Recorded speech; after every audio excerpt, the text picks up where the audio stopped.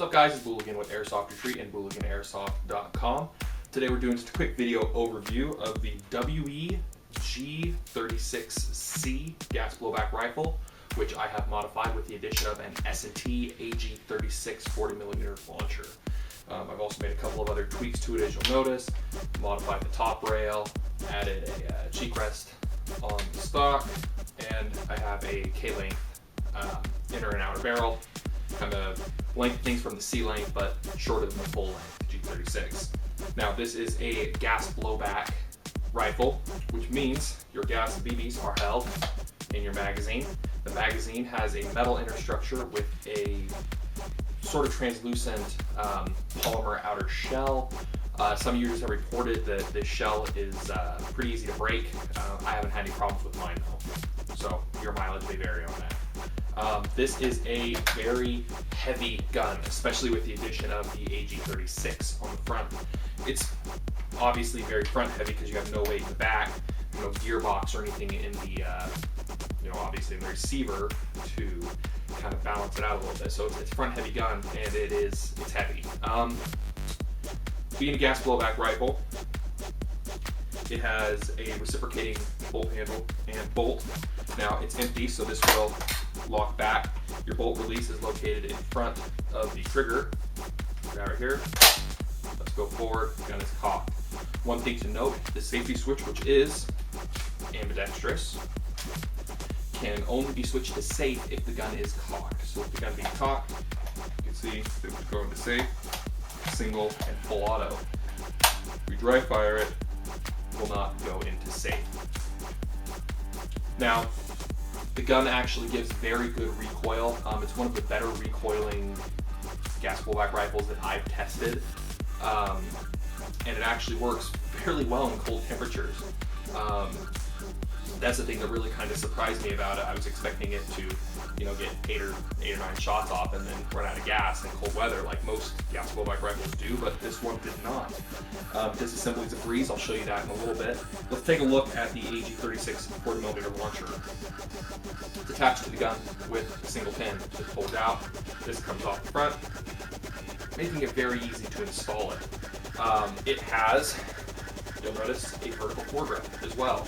So that when you're off shooting hand and hold on to it, pretty easy to wield. You also have an ambidextrous safety on it as well, safe and fire. The controls of the AG36 are very simple. It has a spring-loaded side opening too, unlike most like M203 type launchers. So instead of opening out the bottom or sliding forward, it kicks out the side, makes it easier to load longer shells. I'll go ahead and show you that activating button to release that is right up here. Swings out the side. You can see pretty much an open shot for any size shell. It's actually gorgeous, to be honest. It's got these beautiful laser engraved trademarks on it and serial number sling mounts on both sides, and it comes with this double stack handguard as well as flip up leaf type sights with different ranges. How useful that's going to be is obviously going to depend on what you're shooting out of this and the shell that you're using, but if I'm using something like Milsim Labs 40mm round, I can actually use these to pretty consistently gauge in how far I'm shooting and at what targets. So let's go ahead and do a very quick disassembly on this to take the bolt out to show you, what you need to do maintenance-wise for it. First thing first, magazine comes out. There are two pins that you have to remove. One from the mag well, nice feature. These can tuck in here so you don't lose them. Another one from the trigger. Let's see if I can use without the whole thing falling apart on me. Alright, so now you can take off the mag well, take off trigger unit. Push the button to fold the stock. And you have this nice little assembly in here. It has a locking lug at the top. This pulls out, kind of pivots a little bit. One thing you'll notice: recoil spring with a rubber buffer to help ease the impact that this thing has. With that, bolt simply slides out. It really is a piece of cake. You can get this out for lubrication, making sure that your blowback unit properly functioning, make sure it's properly lubricated. Reassembly is pretty much just the reverse. Back in. Make sure that you're obviously lining everything up, which I am not doing.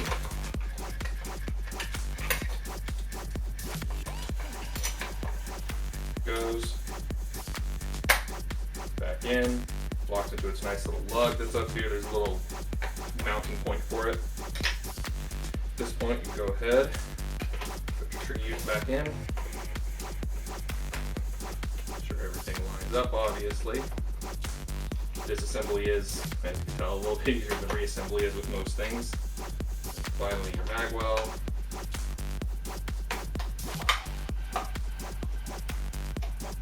Pins. You want to cock the bolt back just slightly to get everything to line up. Just like that, you are pretty much fully reassembled. Overall, not bad at all as far as the ability to field strip.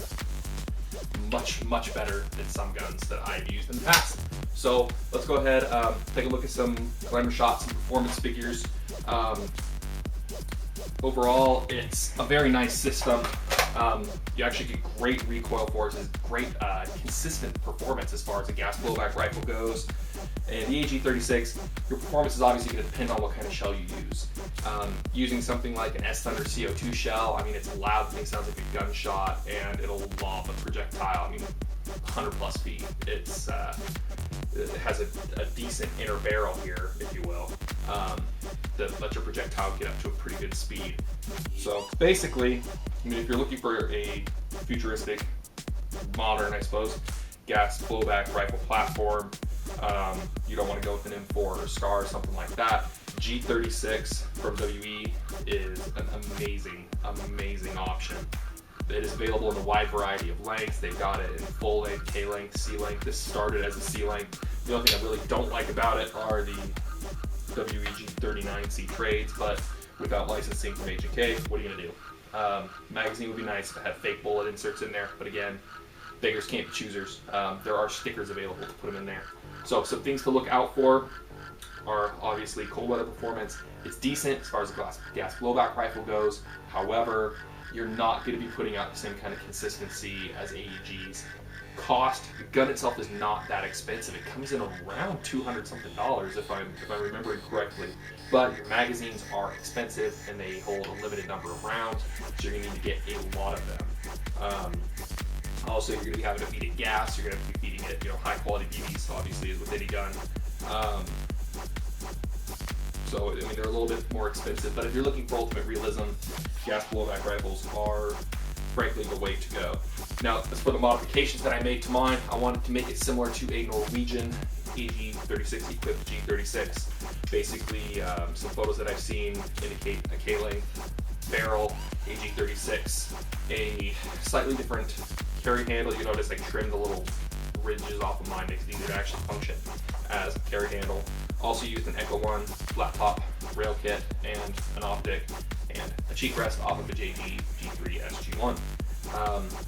Nice part about this gun is it is fully ambidextrous, so you've got ambidextrous selector, ambidextrous charging handle, can actually be locked in either way, which is a nice touch. Same thing with the AG36, it is also ambidextrous with a single release pin and safety. So, thanks for watching. Check out full reviews on Airsoft Retreat, BooliganAirsoft.com.